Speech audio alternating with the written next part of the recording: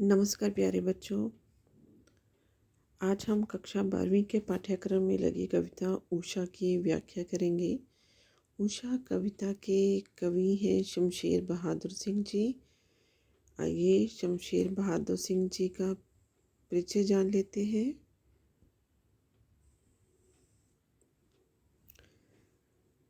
शमशेर बहादुर सिंह जी का जन्म 13 जनवरी सन 1911 को देहरादून में हुआ।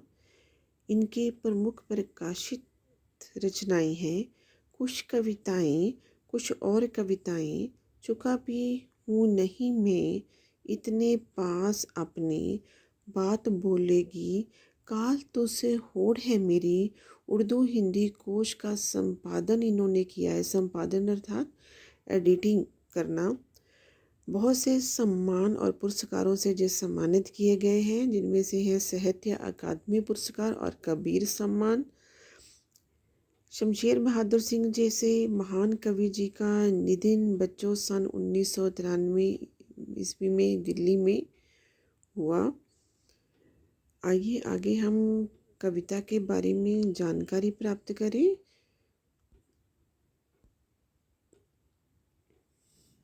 पाठ प्रवेश जान लेते हैं।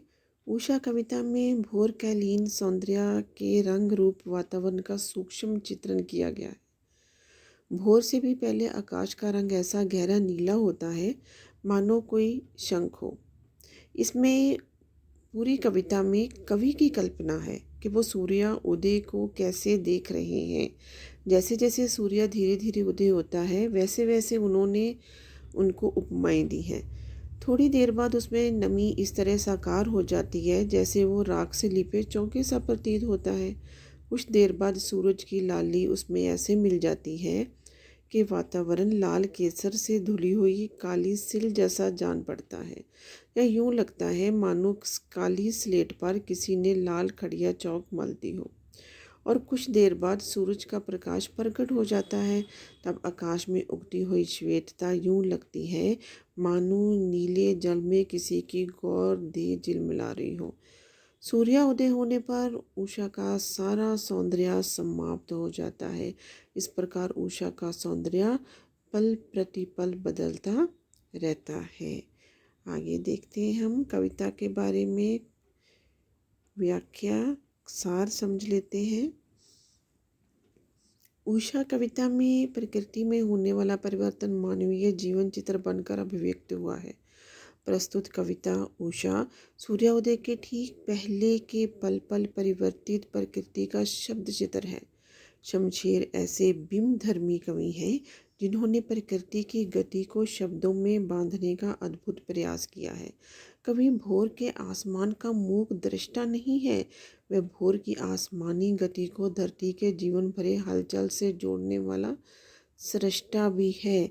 मूक दृष्टा अर्थात चुपचाप देखने वाला और सृष्टा अर्थात रचना करने वाला, कि उस जो आसमानी गति की जो हलचल है उसको एक कविता का रूप दे दिया है, कविता की सृजना है वो कर दी है। इसलिए वह सूर्योदय के साथ एक जीवंत परिवेश की कल्पना करता है जो गाँव की सुबह का है, ना कि शहर की। ये बात ध्यान रखनी है। जहाँ सिल है, राख से लिपा हुआ चौका है और जिस स्लेट की कालिमा पर चौक से रंग मलते अदृश्य बच्चों के नन्हे हाथ हैं। ये एक ऐसे दिन की शुरुआत है जहाँ रंग है, गति है और भविष्य की उजास है, अर्थात भविष्य की रोशनी है। और हर कालिमा को चीरकर आने का एहसास कराती उषा है। बच्चे, कालिमा हमारे जीवन में दुख का प्रतीक माना जाता है और जैसे अंधेरी रात के बाद सुबह का जो प्रकाश है हमें दिखाई देता है, ऐसे ही जीवन के दुखों के बाद हमें भविष्य में सुख की प्राप्ति होती है। आगे हम एक एक पद की व्याख्या कर लेते हैं। प्रातः नाभ था बहुत नीला शंख जैसे और भोर का नाभ राख से लिपा हुआ चौका अभी गीला पड़ा है। कवि कहते हैं कि प्रातकालीन आकाश का रंग शंख के समान गहरा नीला था। उसके बाद भोर हुई। भोर के समय नीला रंग थोड़ा मंद पड़ गया और वातावरण में नमी दिखाई पड़ने लगी।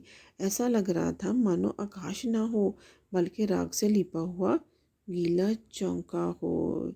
ये शमशेर बहादुर सिंह जी की कल्पना है, जो धरती पे जो वस्तुएं होती हैं उनको वो आकाश में देख रहे हैं कि वहाँ भी एक जीवन है।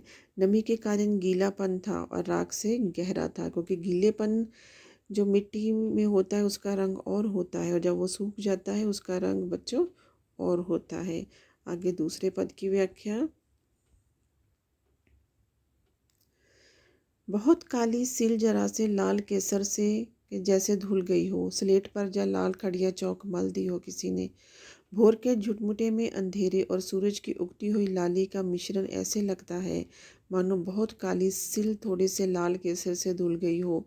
अंधेरा काली सिल जैसा प्रतीत होता है और सूरज की लाली केसर के समान। वातावरण ऐसे जान पड़ता है मानो किसी ने काली स्लेट पर लाल खड़िया चौक मल दी हो। अंधेरा काली स्लेट के समान दिखाई देता है और सूरज की लाली मिट्टी के समान।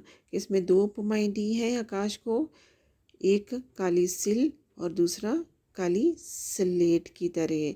और सूर्य की लाली को उपमाएं दी हैं केसर से और राख जो खड़िया चौक होती है, लाल खड़िया चौक होती है, उससे।